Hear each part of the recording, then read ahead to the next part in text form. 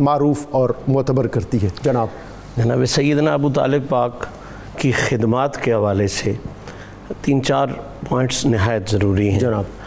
سب سے پہلی بات تو یہ ہے کہ سیدنا ابو طالب پاک کی ذات کی خدمات اس وقت سے شروع ہوتی ہیں کہ جو آقا پاک صلی اللہ علیہ وسلم کا بچپن ہے، اور خدمت کا جو لیول اور محبت کا جو معیار انہوں نے سیٹ کیا ہے، میں سمجھتا ہوں کسی دور کے محب کے لیے بھی وہ کامل ترین نمونہ ہے۔ واہ سبحان اللہ۔ نبی پاک صلی اللہ علیہ وسلم کی ذات کے ساتھ محبت کا جو معیار آگے چل کے قرآن نے مقرر کیا کہ 3 بنیادی محبتیں ہوتی ہیں، مال سے، اولاد سے، جان سے، اور جو بندہ مومن ہے اسے ان تینوں محبتوں سے بڑھ کے حضور سے محبت کرنا ہے۔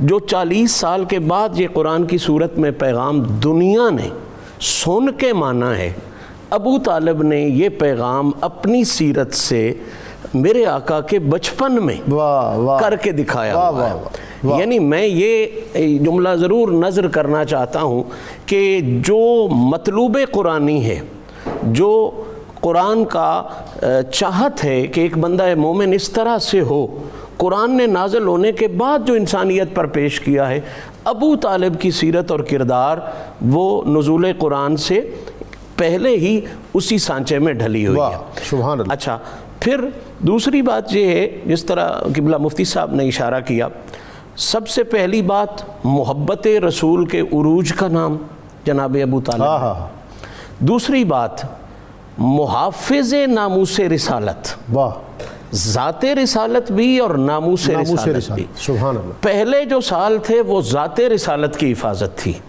اور 40 کے بعد وہ ناموس رسالت کی حفاظت بھی اس میں شامل ہو گئی۔ جس طرح آپ یہ کہہ رہے ہیں نا کہ اولین نعت گو، یہ بعثت کے بعد نہیں، بعثت سے بہت پہلے اوائل عمری میں یہ نعت گو۔ تاریخ نعت کے حوالے سے اگر آپ بات کریں تو سب سے پہلا نعت خان حضور کے اس عالم ظاہری میں ظاہر ہونے کے بعد جو ہے وہ جناب ابو طالب پاک کی ذات ہے۔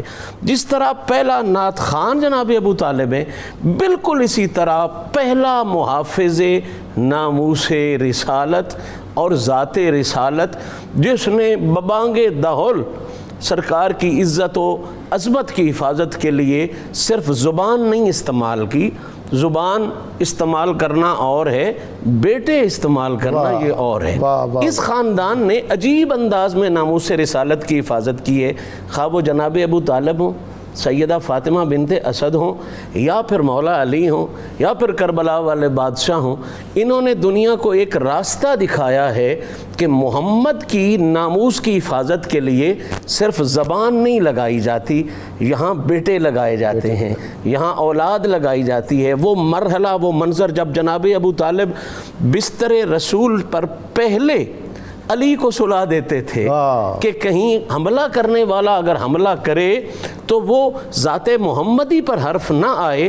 یہ اسی بات کا اعلان تھا نا جو حسین نے کربلا میں علی اکبر کو قربان کر کے کیا۔ اور میں سمجھتا ہوں یہ جو شب ہجرت کو بستر پر سلایا گیا، شاید یہ اسی تربیت کا اثر تھا کہ ابو طالب نے بستر رسالت پر اس بچے کو لیٹ کر ذات رسول کے لیے قربان ہونا سکھایا ہوا تھا۔ اور پھر جب آپ کی حیات طیبہ کے وہ مراحل آتے ہیں جب اعلان نبوت ہو گیا ہے، تو اعلان نبوت کے بعد سب سے پہلا کاؤنٹر تو ہوتا ہی جناب ابو طالب کی ذات کے ساتھ تھا۔ اور ظاہری بات ہے، مکے کے ایک اپنے رسوم تھے، رواج تھے، لوگوں نے اسلام قبول کیا تھا، لیکن وہ جانتے تھے کہ سردار بھی ابو طالب ہے، اور اس حوالے سے کوئی فیصلہ کن بات کر سکتا ہے تو وہ شخصیت بھی جناب ابو طالب۔ جانے سے قبل میں چاہوں